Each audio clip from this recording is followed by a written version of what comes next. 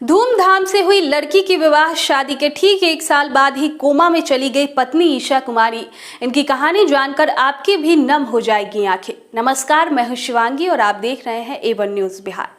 एक चुटकी सिंदूर, एक मंगलसूत्र के साथ 7 फेरे से बंधने वाले रिश्ते की डोर कितनी मजबूत होती है, उसकी मिसाल बरौनी रिफाइनरी टाउनशिप के एक परिवार में देखने को मिल रही है। शादी के महज 1 वर्ष बाद पत्नी के कोमा में चले जाने के बाद भी पति तमाम परेशानियों को झेलते हुए इस उम्मीद के साथ सेवा में जुटे हैं। अब तो 10 वर्ष हो गए, नन्ही बेटी अब थोड़ी बड़ी हो गई है।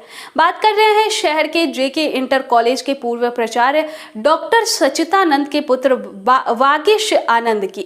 वागीश की शादी शहर के प्रोफेसर कॉलोनी निवासी किशोर कुमार मिश्रा की पुत्री ईशा कुमारी से 18 अप्रैल 2012 को हुई थी। शादी के बाद उनकी जिंदगी में खुशियां ने दस्तक दी। पता चला कि ईशा मां बनने वाली है। 26 अप्रैल 2013 को ईशा ने बरौनी रिफाइनरी अस्पताल में एक खूबसूरत बच्ची को जन्म दिया। परिवार के लोग यह खुशी का पल था, लेकिन स्वास्थ्यकर्मी की एक छोटी सी चूक ने उनकी जिंदगी में अंधेरा कर दिया। बेहोश ईशा कोमा में चली गई, यह जानकर परिवार के लोग सन्न रह गए। वागीश बताते हैं कि ईशा के कोमा में चले जाने के बाद उसे इलाज के लिए गुरुग्राम के मेदांता द मेडिसिटी में 6 महीने भर्ती रहने के बाद चिकित्सक के सलाह पर 2 साल तक नई दिल्ली में इलाज चलता रहा। इस दौरान वे अपनी पत्नी की इलाज की व्यवस्था भी देखते और बरौनी रिफाइनरी आकर अपनी ड्यूटी भी करते रहे। यह सिलसिला 2 वर्षों तक चला। प्रत्येक महीने दिल्ली जाकर पत्नी की इलाज का समुचित प्रबंध करना, नवजात बेटी के लालन पालन की व्यवस्था करना, यहाँ आकर ऑफिस में अपने कर्तव्यों का निर्वहन करना, यही उनकी जिंदगी बन गई थी।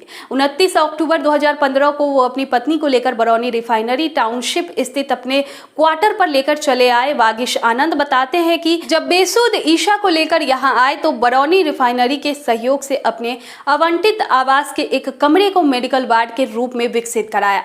ऑफिस से जब वे अपने आवास पहुंचते हैं तो सारी थकावट भूलकर अपनी बेसुध पत्नी को देखते हैं।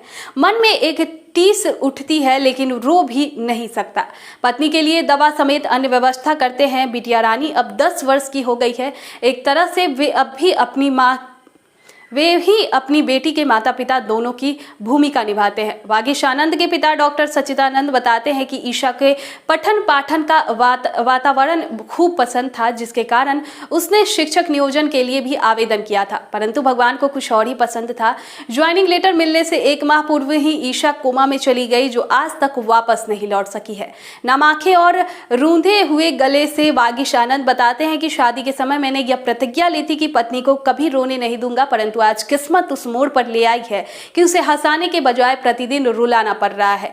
चूंकि चिकित्सक का कहना है कि जितनी रोएगी उतनी जल्द इनकी संवेदनाएं जाएगी, उसे रुलाने के खुद भी रोना पड़ता है। उन्हें उम्मीद है कि ईशा एक दिन जरूर ठीक हो जाएगी। कहते हैं जोड़ियां ऊपर वाला तय करता है। कई जोड़ियां ऐसी होती है जिनकी मिसाल दी जाती है। बेगूसराय के बरौनी रिफाइनरी में कार्यरत वागीश आनंद और ईशा की जोड़ी ऐसी ही है। इनका कहानी जानकर आपकी भी आंखें नम हो गई। बहरहाल इस खबर पर आपकी क्या राय है, कमेंट बॉक्स में जरूर बताएं।